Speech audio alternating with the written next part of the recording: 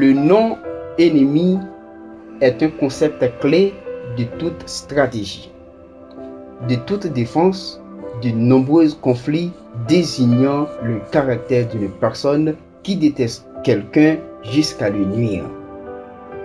Ces facteurs ont été détectés dans l'origine de la violence pendant la fréquentation, tels que le besoin de l'attachement biologique, la peur de la perte, le désir de contrôler les activités personnelles et sociales du couple.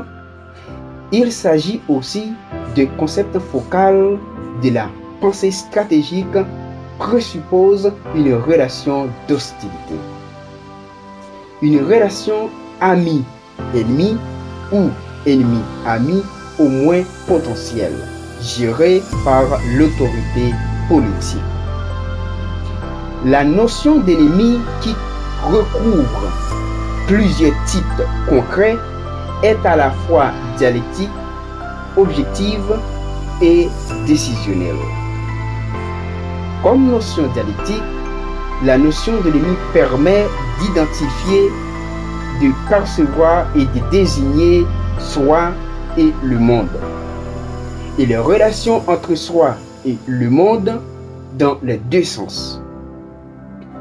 Ce que nous percevons du monde et de l'autre et ce que l'autre perçoit de nous et de lui-même. L'identification n'est pas univoque. On peut désigner l'ennemi, mais on peut aussi être désigné par l'ennemi et être contraint à l'hostilité. L'ennemi, une puissance concrète, implique aussi une intégration qui permet de reconnaître son identité propre. Puisqu'on se définit par rapport à l'ennemi, celui qui menace notre forme d'existence, et puisque l'ennemi se définit par rapport à nous, d'où les questions clés de toute réflexion sur la défense. Qu'est-ce que notre forme d'existence? Qui la menace? Que devons-nous et voulons-nous protéger? En fait, qui est l'ennemi?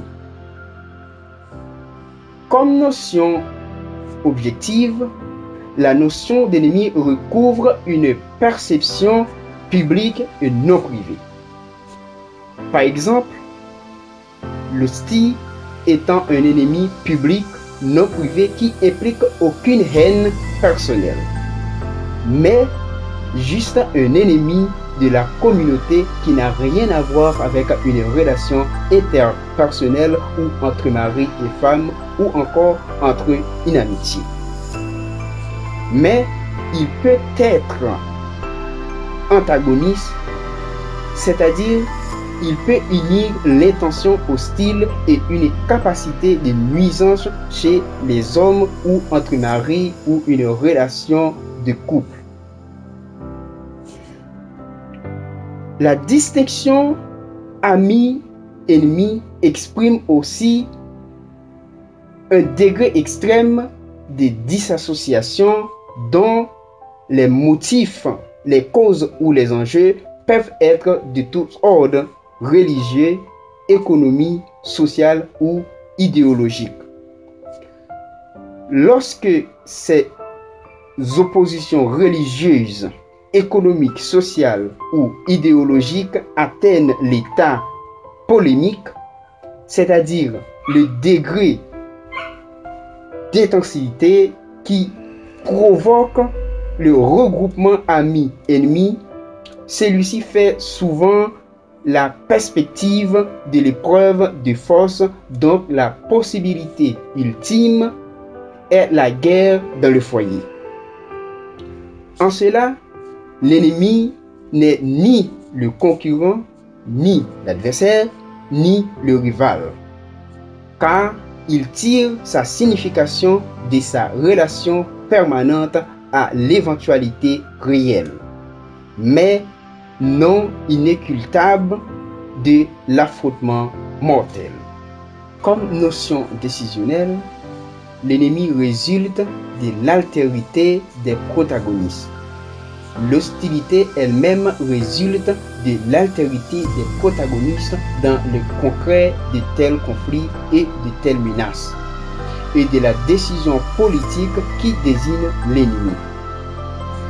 La relation ami-ennemi suppose en effet une décision des gouvernants entre mari et femme, c'est-à-dire dans le foyer, et même parfois dans la prise de décisions dans le rapport économique et religieux, c'est-à-dire le choix de la confrontation. La volonté de ne pas céder à la querelle ou à la volonté d'autrui.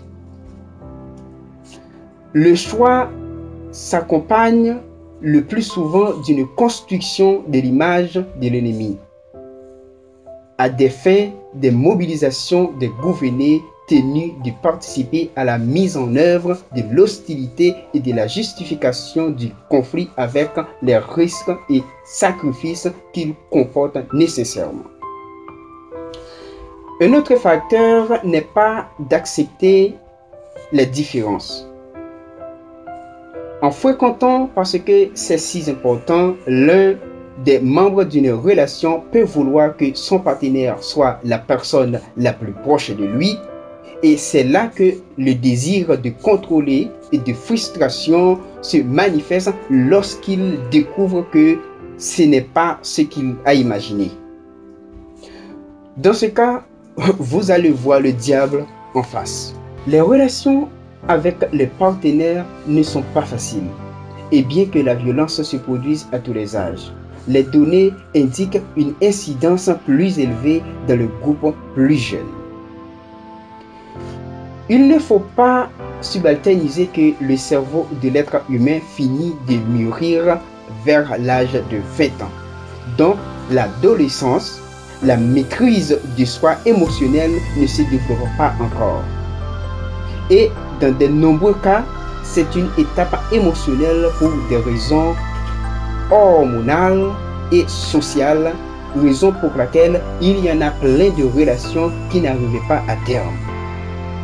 Votre capacité à l'âge préadolescent et super-adolescent, c'est-à-dire entre 16 et 19 ans, est si faible pour contrôler et gérer en même temps une forte relation. Ça vous laisse par terre. Et après, vous allez doter vos enfants d'orphelins, du père ou de mère, malgré le père et leur mère est bel et bien vivant. Dans ces circonstances, le manque de développement du répertoire social et familial se produit les règles de coexistence que nous avons appris dans l'enfance, comprenant rarement comment se traiter les uns les autres. Ce qui est assimilé à la maison, c'est l'observation de la relation entre vous, les parents, qui ne sont pas toujours les meilleurs modèles.